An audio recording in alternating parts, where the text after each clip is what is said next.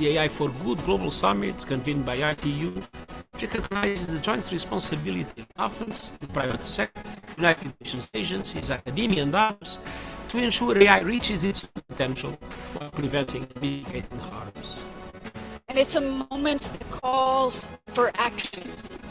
And today I'll call on each of you to use this summit to help the world to better understand what kinds of regulations, what kinds of rails we need to put in place right now.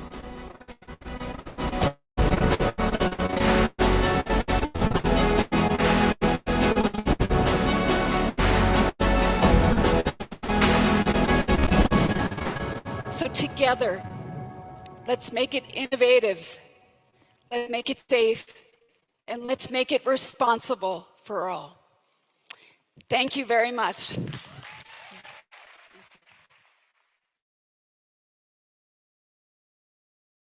Welcome to AI, the leading action-oriented, global and inclusive United Nations platform on AI. Organized by ITU, in partnership with 40 UN sister organizations, and co-convened with Switzerland. The goal of AI for Good is to identify practical applications of AI to advance the United Nations Sustainable Development Goals, scale those solutions for global impact. In today's session, we're counting on you to use the live video wall feature to ask questions and post comments to help create an engaging discussion. We encourage you to stay until the end to chat, connect, ask questions, and network with our distinguished panelists and world-class AI experts in the neural network. It is now time to kick off the session and welcome our first speaker. The floor is yours.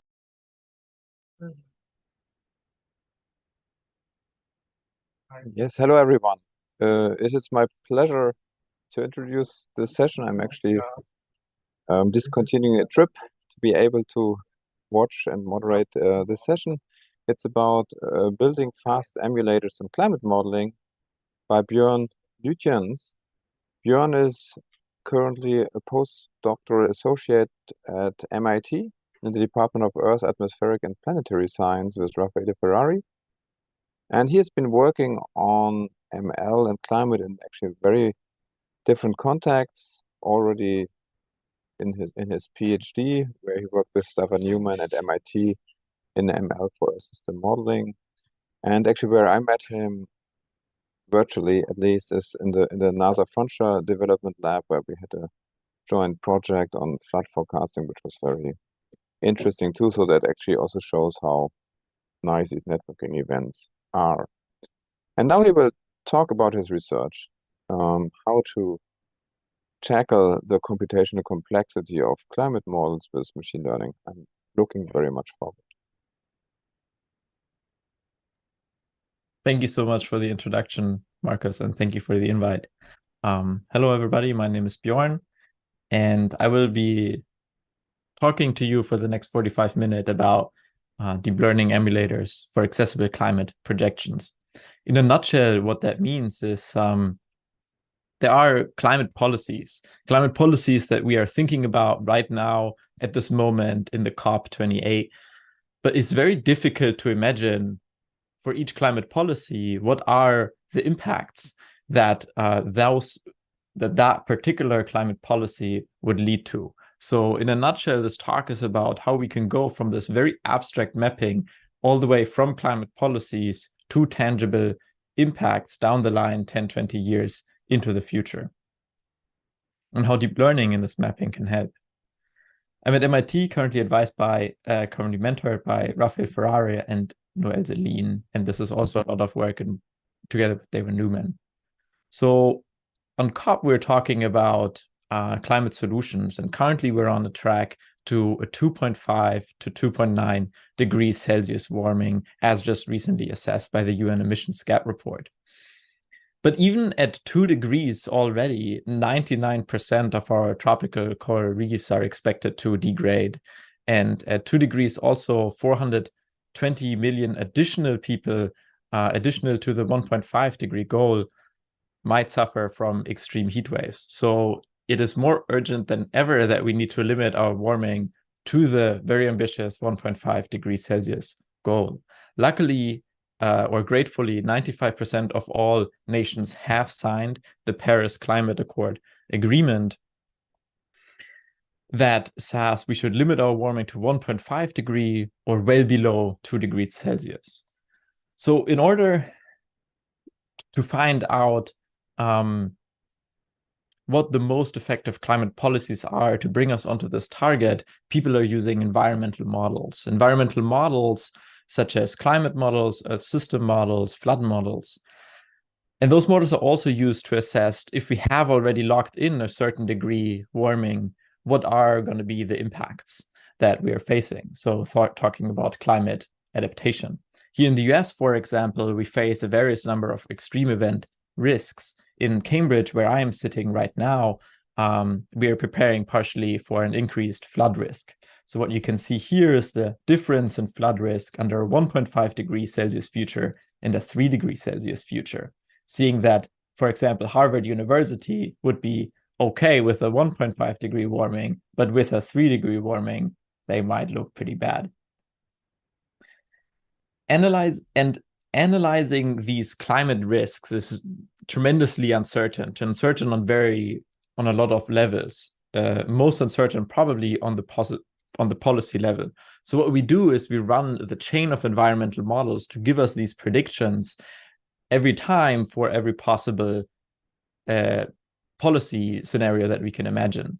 Now, the issue is with that is that climate models have become too large to explore policy, to explore the plethora of policy scenarios that we have available. For example, if you were to run a climate model at very high resolution, 1 kilometer per grid cell, that would take about 3 weeks running on a 5,000 GPU node supercomputer, and it would consume about 600 megawatt hours per year that is modeled into the future. And 600 megawatt hours is about the electricity a coal power plant would have generated in 1 hour. So clearly that's too expensive to explore a lot of policy scenarios at 1 kilometer resolution. But even at 10 to 100 kilometer resolution, we're getting into issues for all scenarios where we have to run climate models a lot of times. For example, for these policy scenario exploration, but also risk analyses, uncertainty quantification, climate attribution studies. Also, we have generated, these climate models generate large amount of data that have become so large that even just discovering one new thing out of this data set has become worth a PhD thesis. So the question is with GPT-3, all the large language models being so hyped, whether those tools, those technologies can also help this climate challenge. And by now, IBM, Microsoft, NVIDIA, and Google have all recognized this as a worthy challenge looking into this as well. From my side, I'm approaching this topic from the direction of so-called climate emulators. And to define what I mean by climate emulators, the main challenge is, can we reduce the inference time while maintaining accuracy, for example, 95%, by approximating a climate model with machine learning? And climate model here is a very broad definition in my words. This could be a storm surge model, a flood model, a hurricane track model, an earth system model, anything within the climate system. And the way this works, usually there's like a pipeline, is we generate a very large data set using a supercomputer. So here, for example, very recently, we set a lot of initial conditions. We define some forcing parameters, boundary conditions, and then we run a model called the MIT GCM, General Circulation Model, to give us solutions. So this is a numerical model that solves a lot of differential equations to get to these solutions.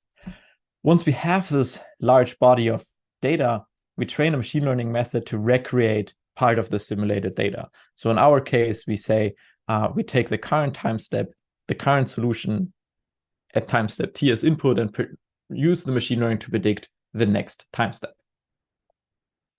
After we train this machine learning model, then we can discard the numerical simulation and use the machine learning to explore new forcings, parameters, new initial conditions, or new boundary conditions, depending on how we trained it. And With this machine learning model, now we will face a slight drop in accuracy, but therefore, right now we have a 600 times faster model to run the MIT GCM simulation in this case. For context, that would be generating a large ensemble now would take tens of seconds instead of multiple hours. So these climate emulators, they are already used to explore climate impacts and decisions on the policy decision side. What we can see here, for example, is a tool by our collaborators, MIT On-Roads and Climate Interactive, that lets us explore in real time on a desktop or on an iPad how, for example, highly reducing deforestation will impact the global temperature increase by the end of the century. However, and we can derive learning such as, for example, reducing deforestation is much more effective to the temperature increase than increasing afforestation. Or a carbon tax, for example, is a lever that is particularly efficient in reducing the temperature increase. And because this model can run in real time, you can just access it in the browser. It's been very accessible and already used by about 200,000 people in the world to understand the climate policy system. However, this model runs a 1D averaged climate model in the background, which is quite a rough approximation, resulting in some inaccuracies from this global 1D model. Also, one of the first questions of most people using this is, okay, now I have the global temperature increase, but what does that mean for Boston? What does that mean for the Arctic? What does that mean for Munich? What does that mean for sub-Saharan Africa? Because the impacts are very varied depending on where you live. So what I've been working on together with a lot of collaborators over the last 3 years, I think by now, is how to go from these climate policy sliders to more local impacts. And while doing so, thinking about how to make advances in physics-informed machine learning. So climate emulation, what I defined before, also poses new challenges in deep learning, in case there are some computer scientists here. First of all, it's a very high-dimensional problem. ChatGPT, the ChatGPT 3 was trained on 570 gigabyte of data, whereas if you look at CMIP6, which is just one out of the climate data sets we have, but a very popular one, we have 20 petabyte of data. So it's gigabyte, terabyte, petabyte. This is a factor of 1 million. Yeah, I think something on the order of 100,000 more. So that's quite a lot of data. It's also a risk-sensitive application. We can't just predict something and then expect users to find out whether they should trust it or not on their own. It's a very long-term time series problem. In the machine learning community, in NeurIPS, there's a data set called the long-term time series forecasting benchmark data set. And that data set has 10,000 time steps. Now, my climate models, if they're run at, I think, 30-meter resolution, they would be run from 1850 until 2100, which at 30-minute resolution is 1 million time steps into the future. So a broadly different scale again. And all of this pretty much sounds infeasible for computer science and deep learning as it is. If not, we were given some physical constraints. Knowledge in the climate science domain that people have been discovering over the last decades or the last centuries, actually. And the question is how to incorporate those into our machine learning models. But to say more about the opportunities of incorporating physics in machine learning, I want to disentangle this envisioned climate emulator and talk about the systems architecture of it. So what we have is these climate policy sliders. These are usually fed into an energy policy model that then outputs CO2 emission trajectories. Those trajectories are used as forcings or as inputs on every time step of the climate model's prediction. And then there's a climate model that's usually run at low resolution, let's say 100 kilometer per grid cell. It solves things like the Navier-Stokes equation, radiation equations, couples them all together at every time step, and then forecasts the climate system in time. and then gives us a prediction, for example, for 2030 of those state variables, such as temperature, wind velocity, humidity, pressure. Those state variables at low resolution then can be fed into downscaling algorithms that take in some additional high resolution information, and they predict very high resolution fields of our climate, of some climate variables. Those downscaled variables then can be fed into a chain of impact models, which, for example, is wind velocities from the climate model at high resolution can be fed into a hurricane track model, which feeds into a flood model, which feeds into a storm surge model, which can then give us these storm surge maps, in this case of Houston, Texas. Finally, once we have those storm surge maps, they need to be brought to the decision maker, which can be done through visualizations.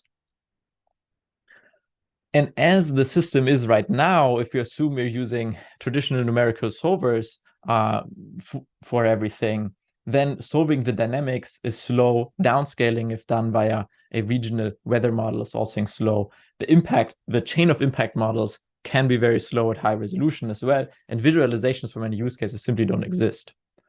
So I certainly didn't solve these problems, but over the last 3 years, we have made iterative progress in each of these domains. And today I want to talk about this dynamical core of the climate model, how to get some speed and accuracy out of that. And there's kind of two approaches to like emulating the climate system. One is we take the climate model at every time step and we use a machine learner to predict the next time step given the previous. And the other one is the more kind of rogue approach that kind of goes directly from trajectories to the climate forecasts. And I'm going to talk about both today. If we got time, I'm going to go into the visualizations, but likely we won't have time for that. So let's talk about climate model emulation. Because climate dynamics is a very complicated system that has a lot of equations, I started studying this with simplified equations from the atmospheric sciences. For what you can see here is an output of vorticity, which is a measure of how fast the field rotates around the equator. And this model is called the quasi-geostrophic turbulence simulation, and it helps us understand turbulence at the atmospheric turbulence at the equator. And what we propose here is instead of using machine learning to approximate the whole climate model, we only use machine learning to approximate the very hard to learn parts, which is the effect of small scale dynamics onto large scale dynamics. But I'll explain that in more detail. And we do that because pure deep learning emulators are very fast. And we've seen they can do things like 600 times faster predictions. However, they're incredibly data hungry. And also they do not have extrapolation capabilities. Machine learning shall only be used for interpolation. So we need to combine machine learning somehow with physics to achieve this data efficiency and the trust. And here we do that by learning the so-called parametrizations. What parametrizations are, the climate scientists in the room probably know this. But to be clear, ideally, we have a differential equation sort of implemented in the climate model that we solve on every time step. And ideally, we do that at the highest resolution possible, which would be like 10 meter, 1 meter per grid cell. But that clearly is way too expensive. So we say, okay, we're satisfied with solving our dynamics at the large scale, 100 kilometer. But at 100 kilometer, we don't resolve things like cloud formation, for example. Or, imagine a lake that is sort of just 1 kilometer by 1 kilometer, but has a lot of evaporation. That sort of wouldn't be captured. So we have to capture that. And if we are just satisfied with a large scale, which is sort of shown in this math by a coarse graining operator, we get two terms. The first one is if we have the large scale solution and we just plug it into the differential equation that we had before. And the second term that all of a sudden pops up. And this is from multiscale methods. And the second term is called the subgroup parameterization term, the closure term, or just the parameterization term. And this term, or the commutation error term. And this term capture sort of the error that we need, or the bias that we need to add onto the large scale solution. Over the last decades, people have came up with better and better approximations of those parameterization terms for specific equations. But recently, there seems to the progress and sort of domain-informed parameterization seems to have not made too much progress. So we're thinking now about, can we take sort of like a revolutionary approach to this by approximating the parameterizations with machine learning? And then the numerical model would look like this, where we have our multiscale neural operator that has a large scale state resolved. The fine scale state, the small scale state is never resolved. It's only ever the large scale. And then we assume that a large scale model is known. So this is where the physics come in at that point. We solve that large scale model, but it has that biased term. And then we use the neural operator to predict this bias term. Now, I'm not the first to propose machine learning for parameterizations, but this is the first work that tests how well so-called neural operators are for this application. And neural operators, in this case, they will be particularly useful because they are for situations where we need resolution variability, meaning that we can train our model on one climate model that has a particular grid resolution, but then also use it during inference after training for other climate models that have slightly different resolutions. So it's, to some sense, a bit more flexible model. And it achieves that by learning the dynamics not in the physical space, but in the spectral space. So we benchmark this multiscale model now on two equations. The first one is called the multiscale Lorentz 96, which is an approximation of our atmosphere in 1D. And it has small scale and large scale dynamics. Now, if you just take one sort of slice of this 1D field, and then we run our model for those and benchmark it against others, we can see the state will be plotted on the y-axis and time on the x-axis.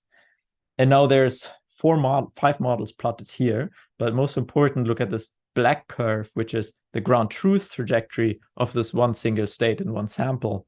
And then we can see the yellow prediction, which is our model that very closely follows this prediction. And then we benchmarked against 2 other models that used different parameterizations, one using a linear regression parameterization, another one a machine learning-based parameterization, which at the time was, I think, state of the art on this model. This is just one sample trajectory. So we calculate the average error across the first time unit, which is 200 steps. And we can see that our model is about 4 times more accurate than the other parameterization. Remember, we wanted to achieve a slight drop in accuracy that we have here. The RMSE is only 0.5 now, but therefore have a dramatic gain in speed. So we say, okay, we have about 1,000 times speed up, but it actually really depends on which resolution we run the model on, because the ground truth numerical solver in our case had a quadratic runtime complexity, but used just a finite difference to solve that, which is incredibly fast at low grid size resolutions.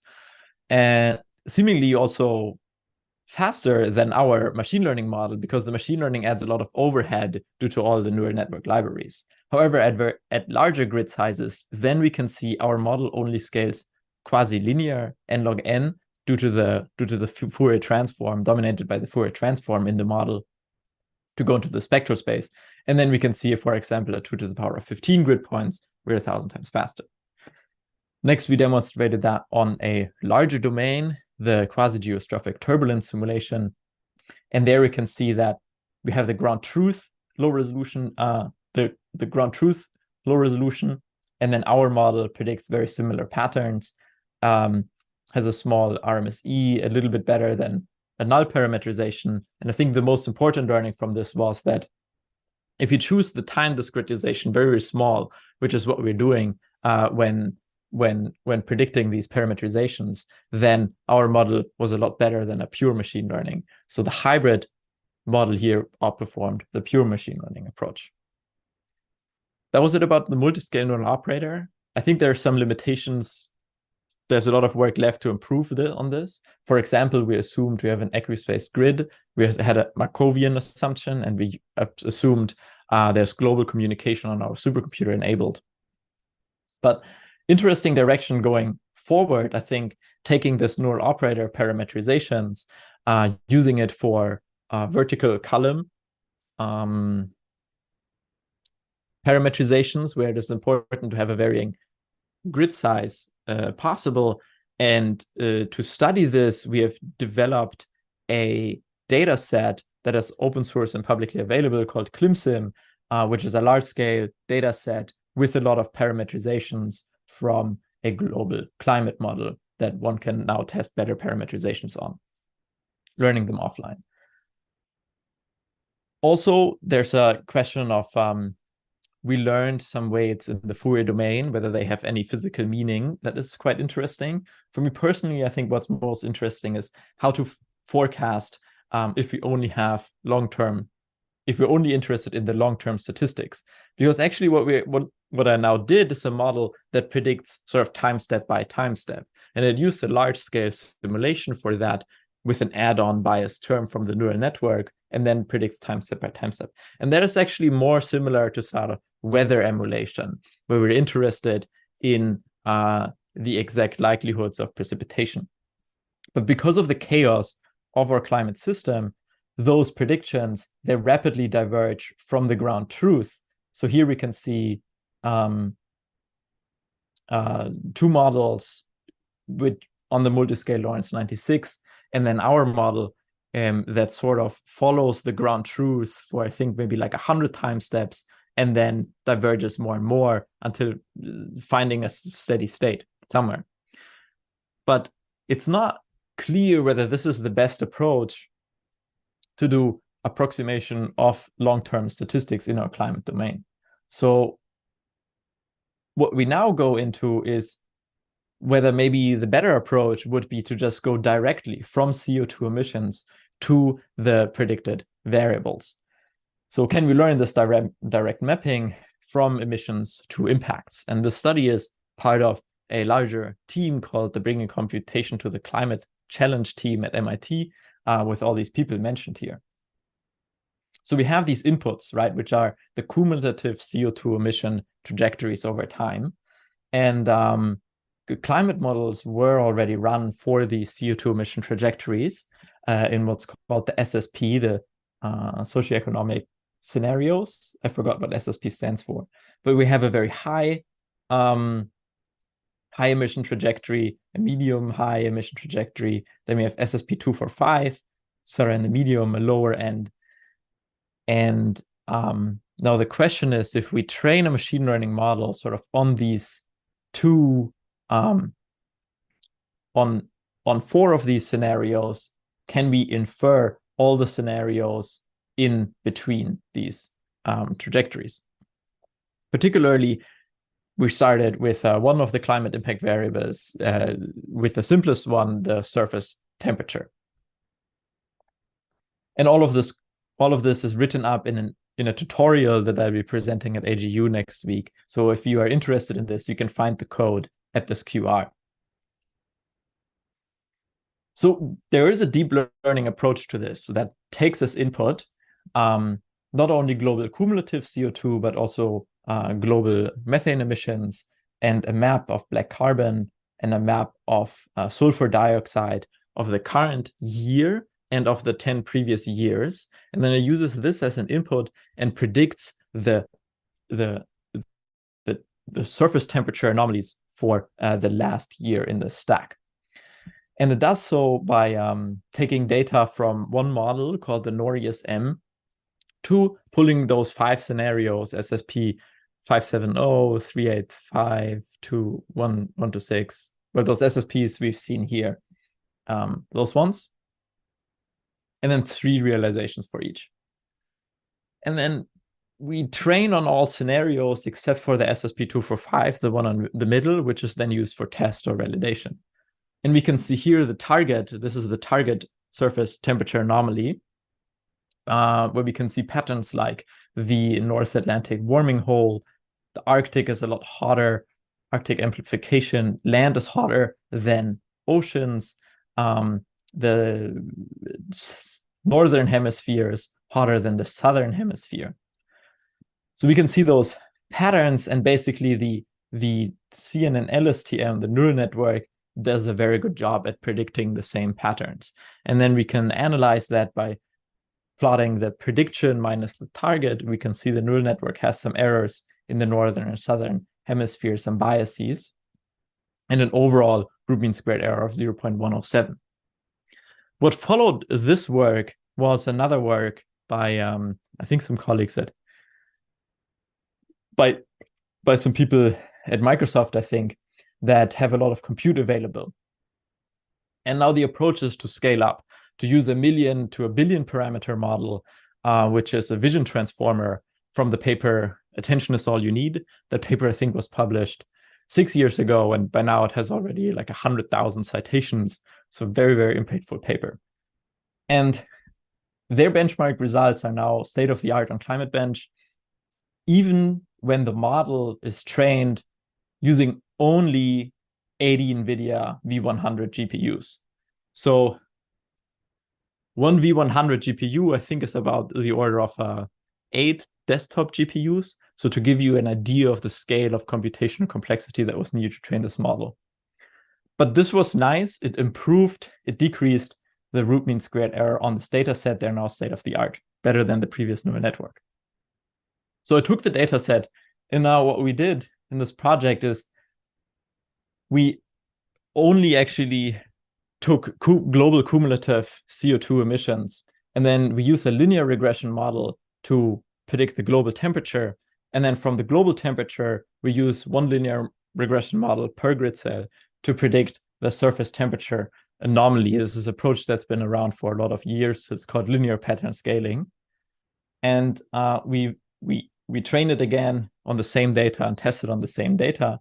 And now we can see our predictions here, which basically look the same as the truth. Again, we can see the warming in the Arctic. We can see the land is hotter than the ocean.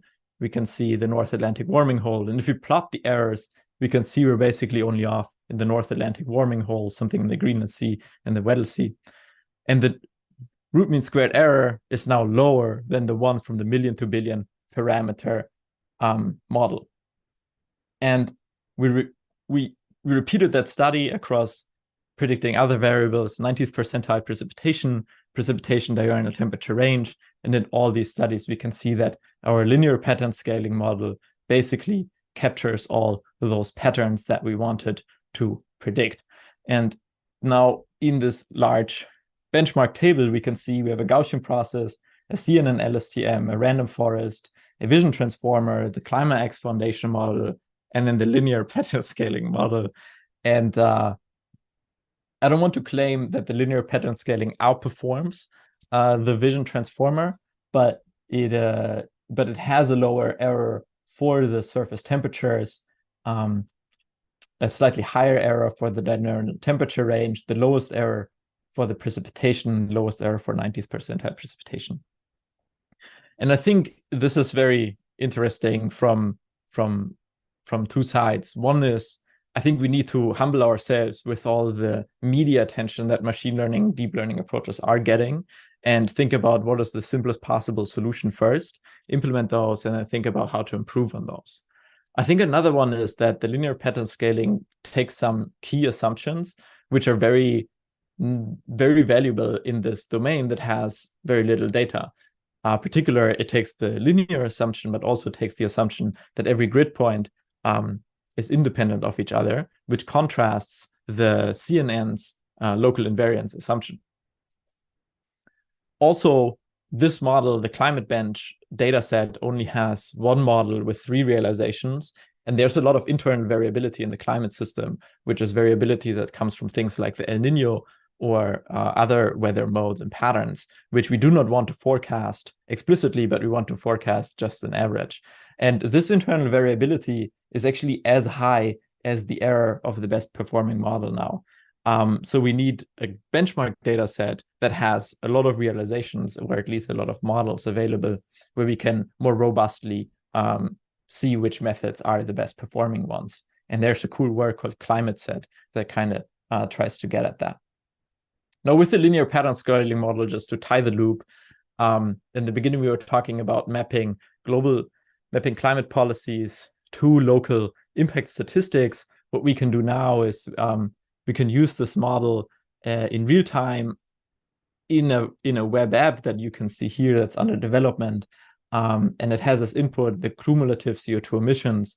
And now it uses this linear model to map that onto the temperature, onto the expected global temperature increase with respect to today.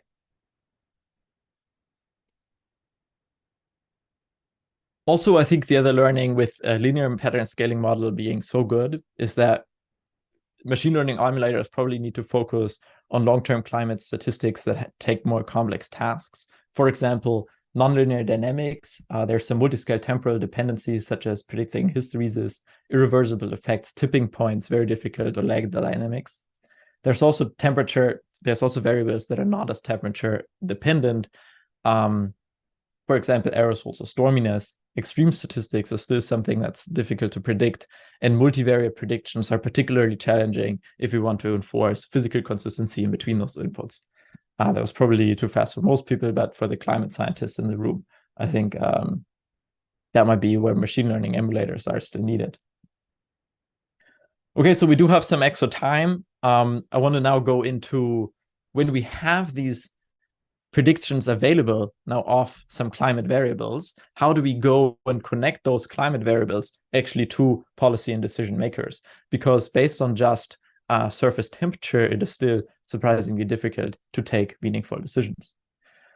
So here we can see a community discussion group, such as like a town hall. And in town halls, already intuitive visualizations are widely used to help communicate climate impacts. And imagine those groups are often the ones that are then deciding about new flood infrastructure protection measures, such as, for example, installing some flood protection. And existing flood visualizations can either be unrelatable or limited to local street view imagery. For example, here on the left, we can see storm surge risk maps in Houston, which are these color-coded maps that very nicely show the extent of expected storm surge, but it's hard to interpret what this actually means and where my house would be within this map. On the other side, we have these photorealistic visualizations that are limited to very local viewpoints. So we had a project where we thought about, can we combine sort of the scale with the relatability? To do so, we collected a large data set of pre- and post-flood imagery. Here you can see a pre-flood, and here you can see a post-flood image. And then we try to predict the post-flood image from the pre-flood image using generative AI, deep generative vision models. So if you just do that, we have this large data set. Inputs are pre-flood image, post-flood outputs are post-flood image. We do so with just a baseline model called Pix2Pix, the famous generative vision models. And then we see with this given input on the validation data set, this would be our output of the model. But that was fundamentally wrong. The ground truth image, we wouldn't have had any flooding. And I think this is probably one of the worst case scenarios of using machine learning in practice. We're now giving a false prediction to the people that would then completely distrust the AI methods, most likely.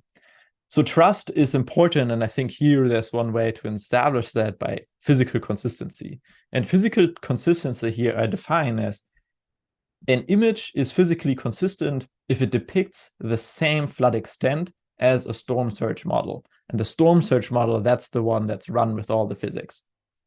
So the storm surge model predicts a flood map that's at low resolution, and then we predict a post-flood image.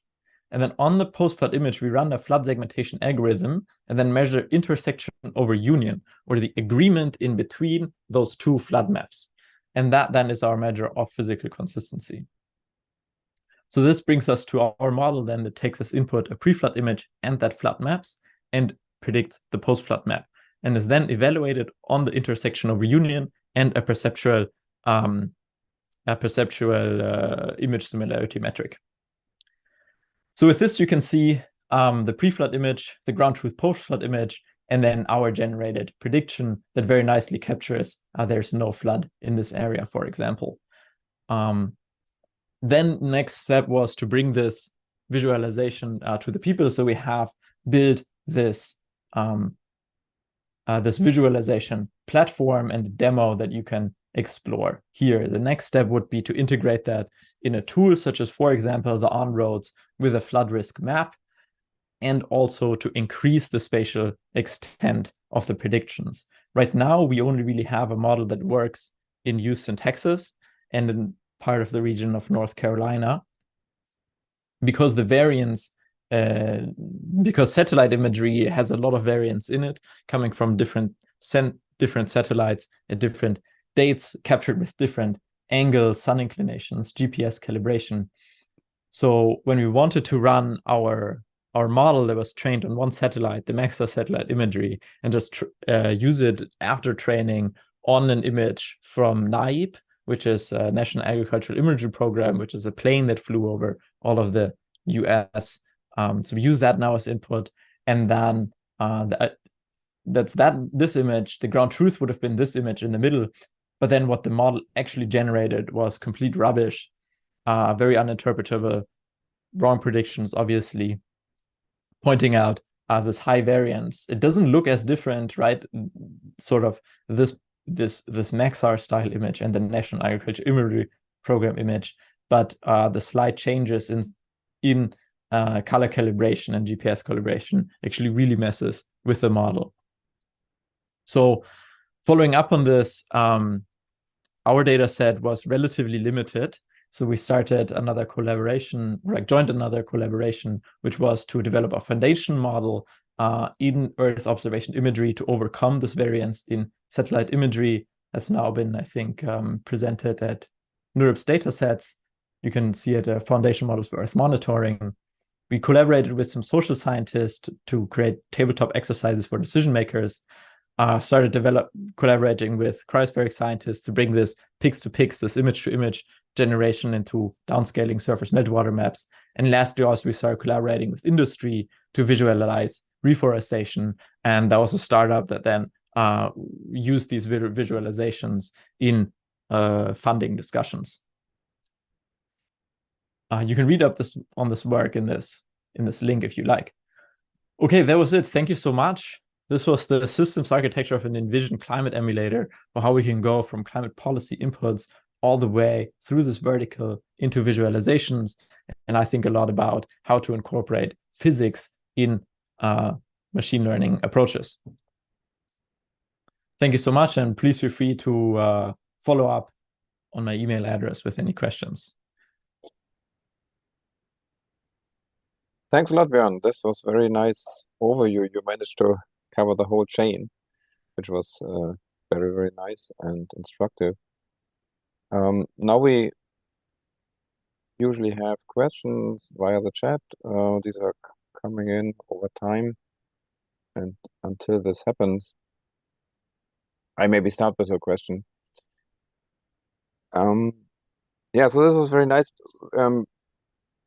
But I've basically one question: how do you deal? Would you deal with also, or basically in this chain, you basically have the climate, and at the end you showed the impact modeling and the visualization, which is in this case trained on existing data, and I guess the input is some known precipitation level, for example, also. And but if you have a climate forecast or even a decadal forecast, then it will be always kind of probabilistic. Now you have kind of an ensemble, also you don't know exactly what's happening on a certain day. So how do you see that, or how would you tackle that? I mean, in principle, one would need a stack of images that is kind of generated depending on different probability levels, or Mhm. I Yeah, don't know how so you is see that. the question like how to incorporate uncertainty in the flood visualizations, for example? Yes, but it's not only model uncertainty of the climate model, but it's really like, I mean, this is kind of aleatoric uncertainty. I mean, for a certain year or so, we don't know if so that we Yeah, only can get a risk assessment or probability distribution of, for example, right, precipitation right, events. right, right. So one could create Yeah, so I think return intervals or something. Yeah. I feel like NOAA has found a possibly good solution to this, the NOAA National Hurricane Service. What they do is they have publicly accessible storm surge flood risk maps across all of the US East Coast. And then they deal with that uncertainty by plotting one map for each scenario. So in their case, it's a category 5, 4, 3, 2, 1 hurricane, and then one can select which hurricane I want to look at. And then there's probably another visualization that I couldn't find on their webpage, which would tell us something about the likelihood of each category. Yeah, okay. Yes.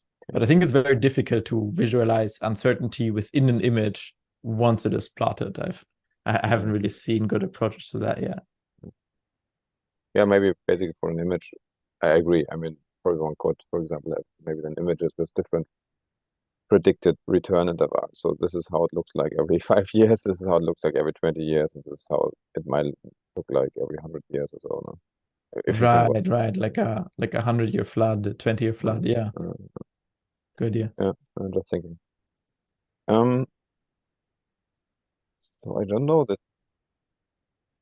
I don't see actually anything in the chat. I don't know if this is unusual. I think the technical moderators might mention here, but maybe I've actually one maybe very simple question that is yeah, so very basic. So you mentioned the neural operator for the course training. This is of course very nice, and I was just wondering. So is it kind of proven, or is it by definition, or however you want to call it, or yeah, proven that it can be an additive term? I mean, that kind of surprised me in a kind of in a general sense, or is it just for Navier-Stokes, or I mean that wasn't clear to me. Why That's a good question. Yeah, so I think your question goes back to there's a lot of slides. yeah, exactly. This colleague here. Yes. It says it's an additive term here. So I got this formulation out of a book on multiscale methods. And I think this is a very general like going from here to here is a very general approach that I think takes some assumptions on the coarse graining operator. And I think it's something along the lines of there's 3 assumptions on the coarse graining operator that we have to take that I don't remember at the top of my head. They're in the paper. But if those assumptions are taken, then this equation holds. Okay. So we can look at the reference. Yeah. Good. So now we have some questions. There's one from Akash Gupta. You can probably also see it in your chat, but I can read it out for everyone. Yeah. So basically, when checking the error rate, the location should be important. Like errors in forecasting the temperature around the Arctic or the Antarctic, can it have greater significance due to the impact on the global climate? So I see. I think this question is going towards this prediction plot, and please, Akash, correct me if I misunderstand. what I'm understanding is this question is the normalized root mean square error that we are computing here has an equal weight to each grid cell, weighted by the amount of weighted by the area. So it's an area weighted mean. But I think what you're saying is it would be interesting to have other error metrics that maybe look at particularly populated areas, or metrics that look at particularly economically disadvantaged areas, and then think about how can one do predictions that are correct in those areas.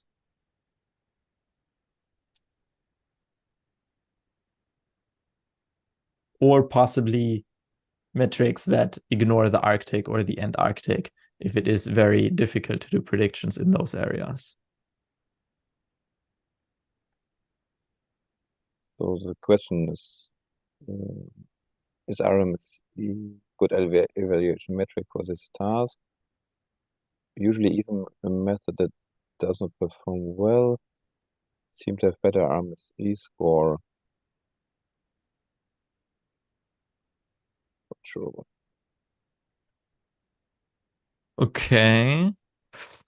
I think whether root means, so the question is whether an RMSE is a good evaluation metric for this task, because sometimes in the experience, methods can perform very well, but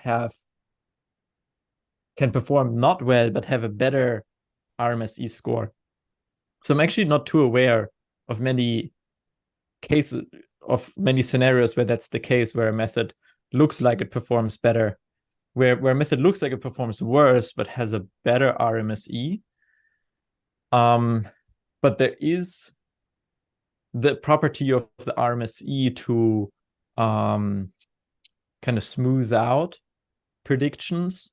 So in generative AI, that's sometimes mentioned, RMSE might not be the best method, and things like LPIPs are better, or things like L1 loss, because they're not as smoothing out.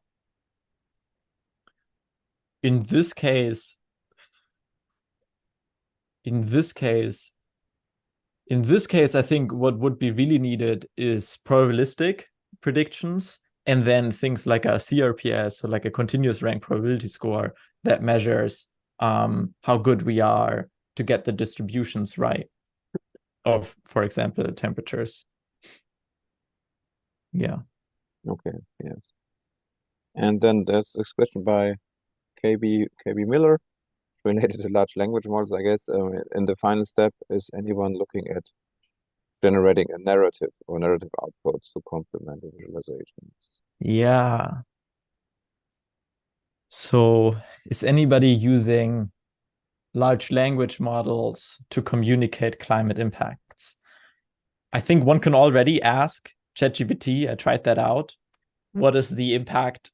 What are the most significant climate impacts in Cambridge, Massachusetts? The answer is not bad, and it cites the Somerville climate impact assessment, which Somerville is right next to Cambridge. So that is possible. I think OpenAI has addressed that. I feel like another learning, though, along those lines is Facebook once trained a very large language model on scientific papers. So one could then ask a question and it would spit out an answer that sounds very much like science. But I think this large language model was taken offline pretty much a week after publishing, because it would generate these very sophisticated explanations of why something is true and be very confident about it in a scientific language. However, it might be complete rubbish, not true. So I think using large language models to communicate climate impacts would involve some pretty novel research, actually, on making sure that those predictions are trustworthy indeed. Yes, good point. We actually have a clarification from Akash. I mean, so basically he's arguing that temperature difference in the Arctic can have a high impact given the feedback on the global climate. So I think he's basically calling for a score that is more targeted or more weighted, but that always depends, of course, on the question one has in mind. Right? Okay, yeah, thank you for the clarification. Yeah, for some questions, it might be more important to develop an RMSE that puts more weights onto the Arctic. Yeah.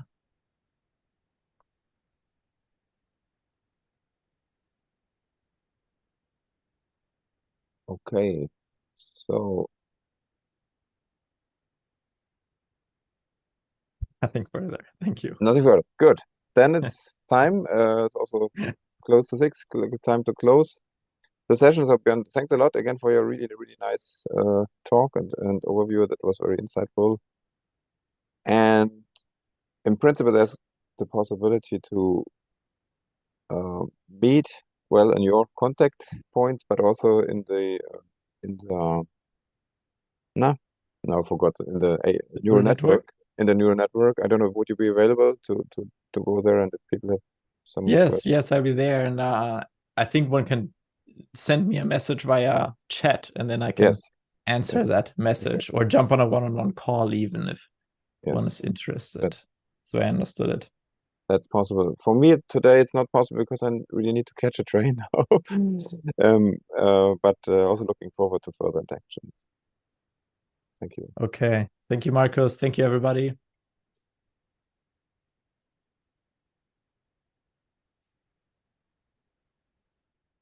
Thank you for participating in today's AI for Good session.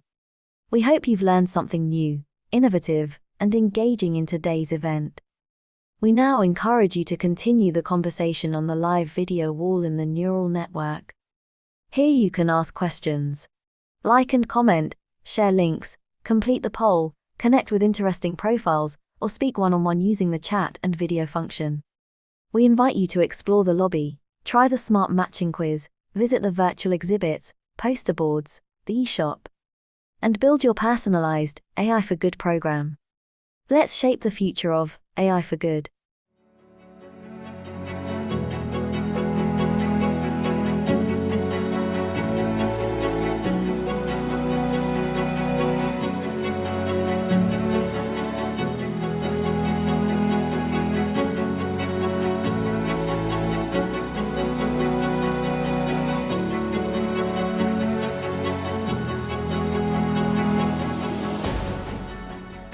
The AI for Good Global Summit, convened by ITU, recognizes the joint responsibility of governments, the private sector, United Nations agencies, academia, and others to ensure AI reaches its full potential while preventing and mitigating harms.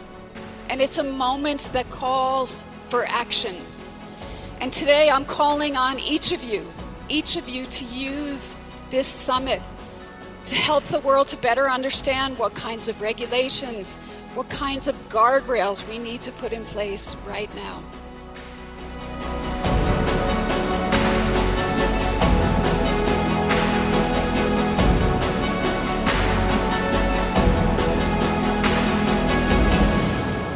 So together, let's make it innovative, let's make it safe, and let's make it responsible for all. Thank you very much.